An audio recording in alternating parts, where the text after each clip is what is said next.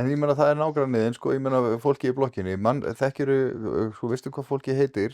Þetta tengist líka bara Já, já, þrælstúderuðu konsepti sem heitir félagsauður, já, sko, einmitt, Bowling social Alone er bók já, sem að fjallar akkurat um já, já, þetta. akkurat, félagsauður og menn gerðu bara rannsóknir af því að þar sem þetta svona grundvallar rannsóknir í stjórnmálafræði, þar sem félagsauður er mikill, þar sem þar gengur samfélögum betur, það er meira öryggi, það Já, er meiri efnahagsleg velsæld og langlífi og allt þetta og það gengur í grunninn bara út á þetta veistu hvað nágranniðinn heitir, ertu tilbúin að hjálpa honum, treystirðu manninum sem að selur þér bílinn og þegar þú átt viðskipti er traust í manna á millum og og er samheldni og ástin er dálítið lykillinn að því, hún er tilfinningin að sýna öðrum áhuga og vera tilbúin að hjálpa og þannig að ég er svona að rekja þetta aftur inn í þessa tilfinningu þetta að vera ekki sama já, og þá gengur okkur betur sem samfélag og þetta er bara þrælst út